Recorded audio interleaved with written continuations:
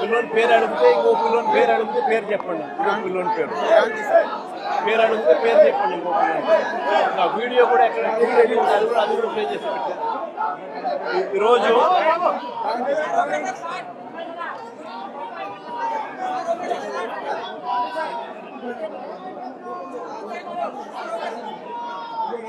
ఈరోజు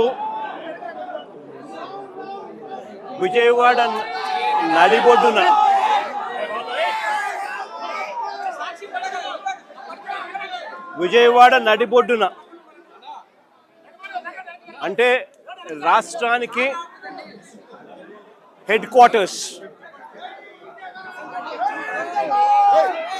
ఇక్కడ నుంచి కూతవేటు దూరంలోనే ముఖ్యమంత్రి గారి నివాసం,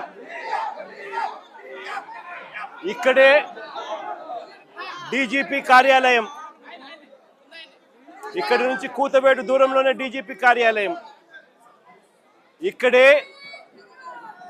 విజయవాడలోనే కమిషనరేట్, ఇక్కడే ఏసీబీ పరిధి, ఇదే పరిధిలోనే ఈ పోలీస్ స్టేషన్, ఇదే పోలీస్ స్టేషన్ పరిధిలోనే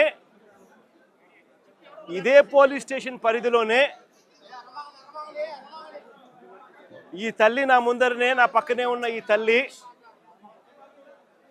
ఎంత దారుణంగా ఈ ఘటన జరిగింది అని చెబుతూ రోధిస్తా ఉన్న దృశ్యం.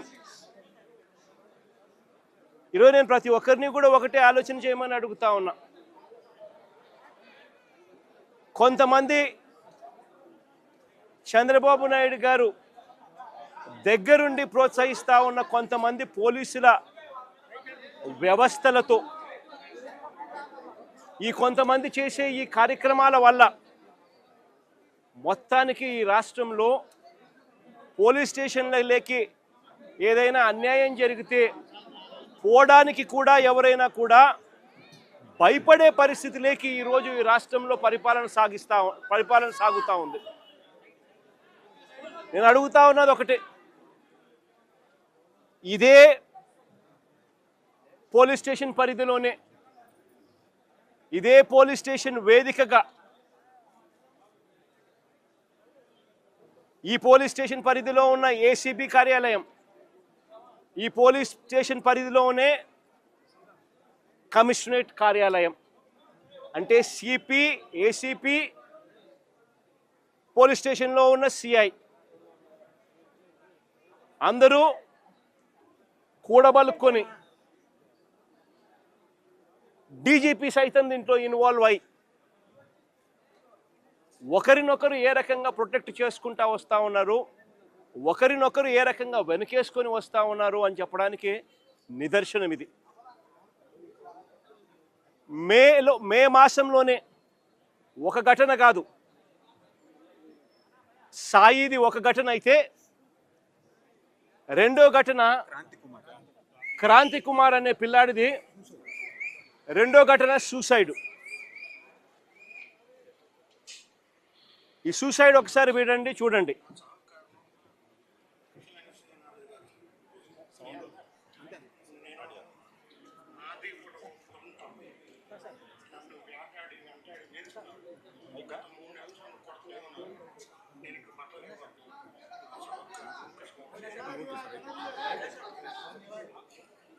ఈ క్రాంతి కుమార్ అనే అబ్బాయి ఆత్మహత్య చేసుకున్నాడు.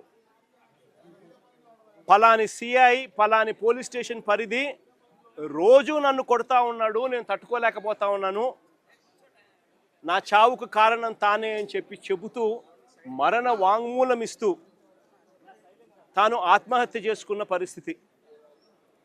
అది మే మాసంలోనే మే 9వ తారీఖున సాయి ఘటన కూడా జరిగింది. మే 9వ తారీఖు నుంచి ఈ తల్లి తన కొడుకుకు జరుగుతా ఉన్న అన్యాయమైన పరిస్థితిని చూడలేక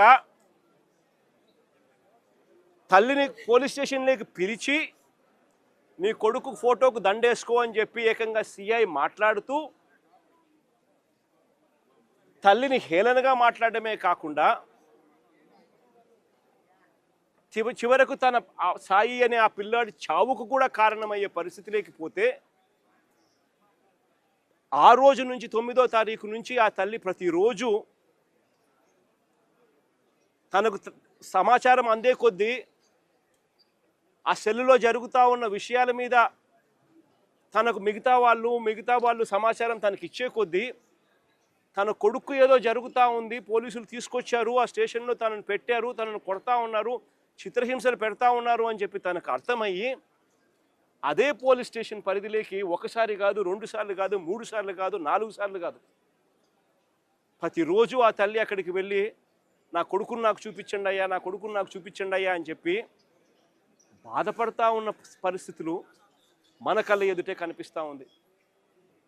ఇది జరిగిన ఘటనను చూసుకొని ఈ తల్లితో పాటు ఆ అబ్బాయి చిన్నమ్మనేమ్మ లాయరు దుర్గమ్మ, ఆ లాయరు వాళ్ళిద్దరూ డీజీపీ ఆఫీస్కి వెళ్ళి ఆ దుర్గమ్మ అనే లాయర్ డీజీపీ ఆఫీస్కి వెళ్ళి రాతపూర్వకంగా ఇది జరుగుతూ ఉంది అని చెప్పి ఏకంగా కంప్లైంట్ ఇవ్వడం జరిగింది. కంప్లైంట్ ఇస్తే ఆ కంప్లైంట్ ఏమైంది, చివరికి చెత్తబుట్టలెక్కి డీజీపీకి కంప్లైంట్ ఇవ్వడం, డీజీపీ సిపికి పంపించడం, సిపి యాక్షన్ తీసుకోవాల్సింది పోగా సిపి ఏం చేస్తూ ఉన్నారు, తల్లి దగ్గరికి మిగతా వాళ్ళని పంపించి బేరం పెట్టించే కార్యక్రమం చేస్తూ ఉన్నారు. ఖచ్చితంగా ఏదో జరిగింది, నా కొడుకు ఏదో జరిగింది అని చెప్పి ఆ తల్లికి పూర్తిగా అర్థమై జూన్ 2వ తారీఖున హైకోర్టులో హీబియస్ కార్పస్ పిటిషన్ వేసి నా కొడుకును వీళ్ళు హత్య చేసినారు, నా కొడుకు కనిపించడం లేదు, నా కొడుకును దయచేసి నాకు చూపించండి అని చెప్పి తల్లి ఆవేదనతో పిటిషన్ వేసినారు. కోర్టు ఇంటర్వ్యూన్ అయ్యి హీబియస్ కార్పస్ మీద స్పందించే కార్యక్రమం చేస్తే ఆ తర్వాత మనలాంటి వాళ్ళు అందరూ కూడా జరుగుతూ ఉన్న అన్యాయాన్ని చూడలేక అందరూ కూడా ఆ తల్లికి సపోర్టుగా నిలబడితే అప్పుడు గత్యంతరం లేక ఈరోజు సిఐని సస్పెండ్ చేశారు. నేను అడుగుతా ఉన్నా, సిఐని ఎందుకు సస్పెండ్ చేశారని చెప్పి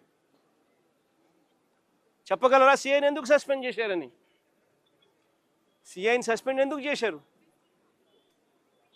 చంపేశాడనే కదా, మీరు దానికి ఒప్పుకున్నారు కాబట్టే కదా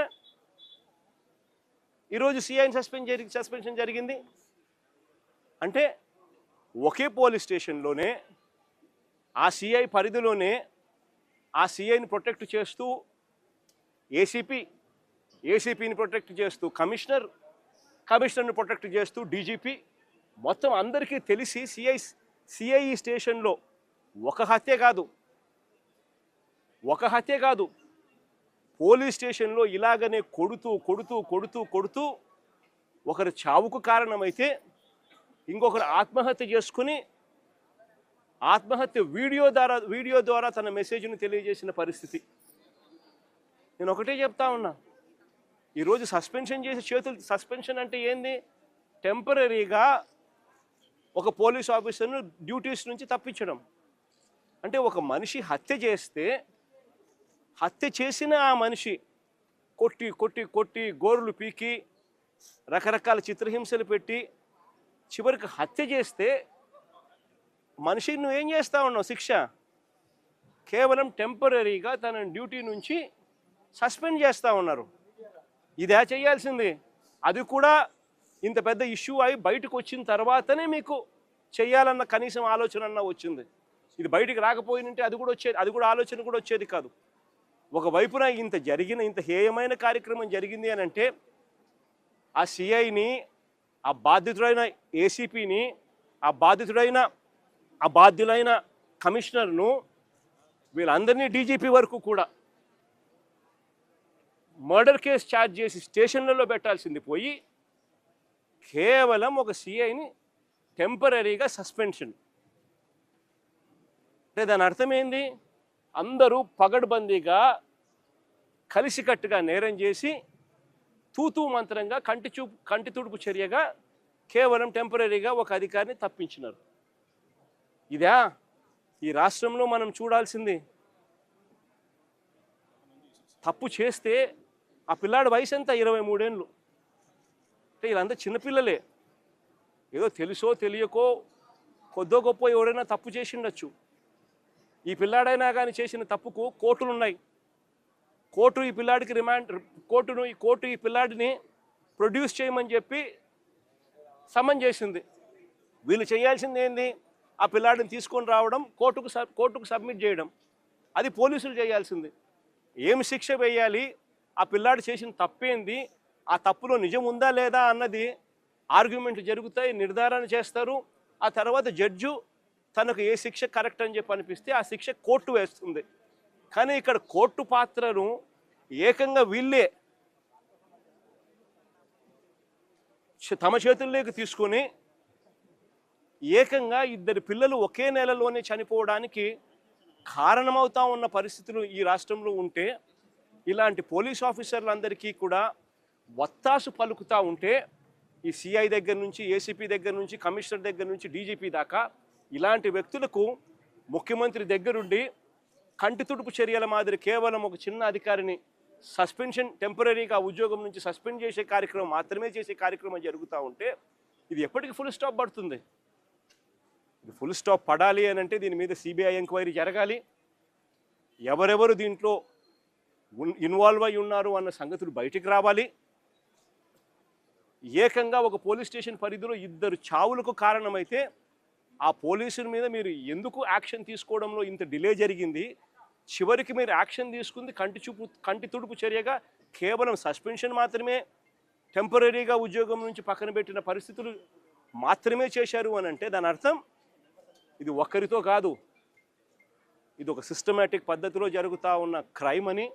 ఈ క్రైమ్లో ఒకరు కాదు, ఒక సిఐ ఒకడే కాదు, ఈ సిఐకి పైన ఏసీపీ, ఏసీపీకి పైన కమిషనర్, కమిషనర్ పైన చివరికి డీజీపీ దాకా కూడా అందరూ ఇన్వాల్వ్ అయి ఉన్నారని కూడా ప్రస్ఫుటంగా కనిపిస్తూ ఉంది. కాబట్టి ఖచ్చితంగా సిబిఐ ఎంక్వైరీని ఖచ్చితంగా డిమాండ్ చేస్తూ ఉన్నాము. డిమాండ్ చేయడమే కాకుండా న్యాయ పోరాటంలో ఈ తల్లికి, ఆ చనిపోయిన ఇంకొక పిల్లాడి కుటుంబానికి న్యాయ పోరాటంలో వాళ్ళకు సంపూర్ణంగా తోడుగా వైఎస్ఆర్ కాంగ్రెస్ పార్టీ సంపూర్ణంగా వాళ్ళకు తోడుగా ఉంటుందని కూడా ఈ సందర్భంగా ఖచ్చితంగా తెలియజేస్తా ఉన్నాం.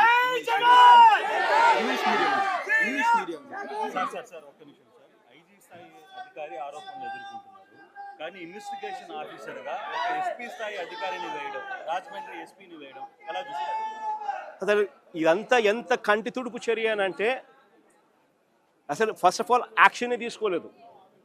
యాక్షనే మే 9వ తారీఖు నుంచి మే నెలలోనే ఏకంగా రెండు మర్డర్ ఇన్సిడెంట్లు జరిగితే, ఒకరు ఆత్మహత్య చేసుకోవడము, ఒకరు చనిపోవడము 2 కనపడితే, చివరికి ఈరోజు జూన్లో వచ్చిన తర్వాత బయటకు వచ్చిన తర్వాత కంటి తుడుపు చర్యగా కేవలం టెంపరీగా సస్పెన్షన్ మాత్రమే, అరెస్టులు కూడా చేయకుండా కేవలం టెంపరీగా సస్పెన్షన్ మాత్రమే చేస్తున్నారు అని అంటే దాని అర్థం ఏ రకంగా వీళ్ళంతా ఈ క్రైమును బయటికి రాకుండా మరోవైపున ఈ తల్లి దగ్గరికి, ఈ కుటుంబం దగ్గరికి పంచాయతీలు చేసి సర్దుబాటు చేసుకునే దానికోసం ఏకంగా రాయబారాలు నడుపుతూ బేరాలకు ఏకంగా పోలీసులకు సైతం ఇక్కడ తెలుగుదేశం పార్టీ, ఇక్కడ జనసేన పార్టీకి సంబంధించిన ఇన్ఛార్జీలు కూడా వచ్చి మాట్లాడుతూ ఉన్నారు అని అంటే ఎంత దారుణమైన పరిస్థితులు ఈ రాష్ట్రం ఉందనేది గమనించాలి.